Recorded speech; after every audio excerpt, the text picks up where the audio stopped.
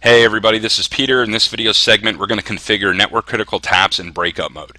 Before we actually get into the technical aspect of this video, I wanted to kind of give you a background on breakout mode with regard to network critical taps. Only because a lot of people that actually know what taps are don't know the different modes you can configure them in, and then a lot of people don't know what taps are in the first place. So I think a little background is a good idea. So let's look at our diagram on the bottom. You'll see 4 ports. They're they're paired up, and you'll see ports A, B, C, and D. Okay, essentially a tap is placed in line. Okay, so in front of your firewall, behind your firewall, in front of a group of servers, whatever it may be, it's placed in line. So essentially, you're going to plug in port A into your firewall, plug port B back into your core switch or whatever it may be. Okay, so breakout mode allows you to basically say any traffic that port A receives and transmits to B, we want to send a copy of that traffic to port C. And C and D here are deemed monitored ports. So essentially what you're doing is saying any traffic from A to B, send a copy of that traffic to C, and C's a monitoring port. Now you can tell port C to send that traffic over to a third-party device, whether it's an IDS system or a SIM or whatever it may be that you use to actually analyze traffic on your network. Okay, and the same goes for port D. But in that case, any traffic that port B sees and transmits to A gets sent over to D.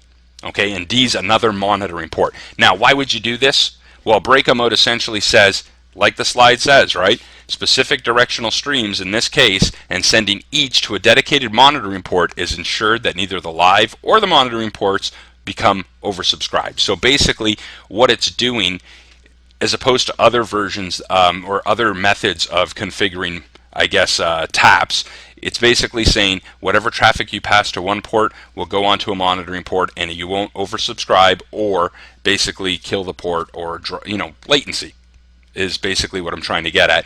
There's not too much latency, drop packets, so on and so on. So breakout mode essentially allows you to do that.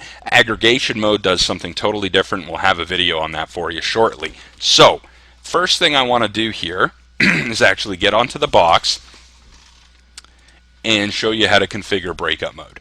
So first thing we're going to do is log onto the box, right? The default IP of a network critical is 192.168.254.100, and you'll see that on the top of our secure CRT session there.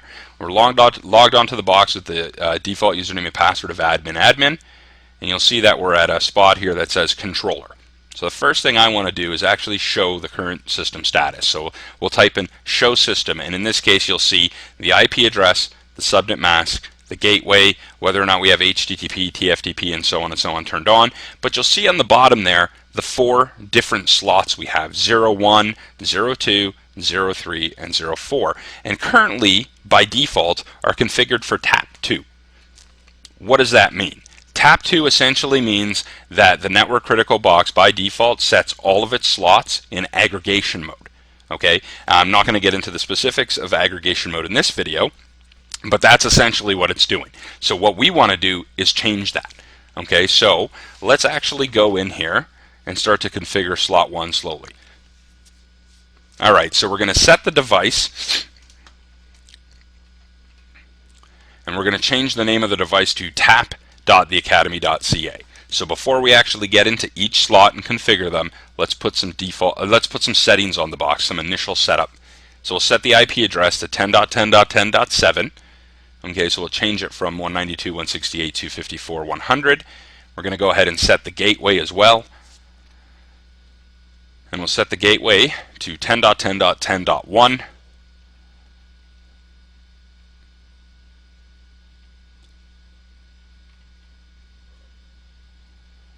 Alright, so we've got the initial setup, we've changed the IP of the box, and we've set a name on the box as well. Now we can actually go in and configure breakout mode. So first thing I want to do is select slot 1.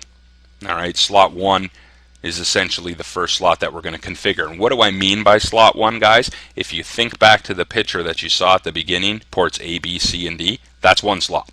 Okay, slot 2 is A, B, C, and D, and slot 3 again and again and again. Okay, so just so you guys understand that that's what the slot means. Slot does not mean slot 1 means port A. Okay, so let's go in to slot 1 here and show our current config. So type in show config, and you'll see in here, right, ports A and B copper, ports C and D copper, ports A and B link lock disabled, so on and so on, right? Nothing special, right? Default type settings. Let's go ahead and do some custom config to slot 1. So let's show, oh, just typo, one sec guys. Let's show our current mapping of ports. So when you actually look at this, you'll see now, like I mentioned before, tap 1 does mean aggregation mode, and you'll see when we do a show map, you'll see that it says aggregating tap mode, no bidirectional, port traffic map. So anything from port A to B, C and D will both receive, and everything from port B and A, or from B and A to A, port C and D will see as well. Okay? Alright, so we want to change that essentially to say A and B go to C, B and A go to D. Okay, so let's go ahead. We'll type in set tap 1. Now, when we set tap 1, you'll see right away, just by typing that in, we're in breakout tap mode. That's all you have to do. You don't have to do any crazy config stuff. Essentially, the network critical knows that if you type in set tap 1 on a specific slot like we just did, it just changed that specific slot from aggregation mode excuse me, to breakout tap mode. Okay, and you'll see the actual port traffic map now. You'll look at A, so any traffic going from A to B, monitor or set to or copy and send to C. And again, B to A, send to D, just like we actually outlined in the first slide of this video.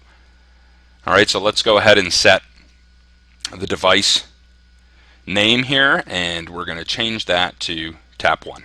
So the device name is set now to tap 1.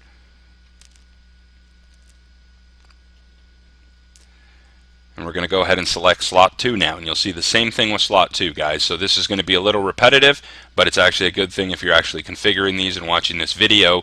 You'll see how easy it is. So we'll set the device name here first as opposed to last to tap 2, and we'll set tap 1 for this specific slot. So now that we're in slot 2, set tap 1, we're in breakout mode, nice and easy.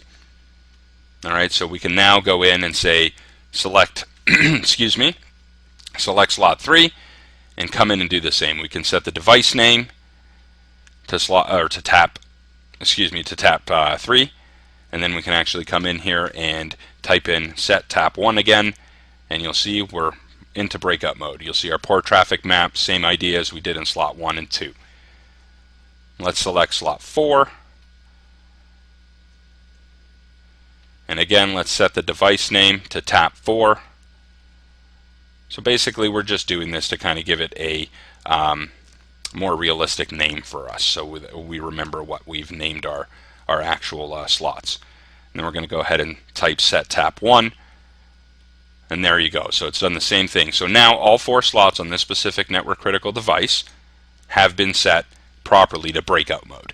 Okay, and again we've discussed what breakout mode is. So we're going to type select controller, which brings us back basically to our global settings, and we'll type show system now. Now you'll see that the old IP address is still in here, and that's because we haven't saved the configuration yet. Okay, but you will see though that down below slots 1 all the way through 4 are now set to tap 1, which essentially means breakout mode. So those settings take place right away. But the IP address changes, you actually have to come in and type in save in order for that to take place. So why don't we go ahead and do that so we can actually save this configuration. And we'll press enter. And that's it, guys. The configuration saved, and that's how you set up breakout mode on a network critical tap. Thanks very much for coming out. We'll definitely see you in the next one.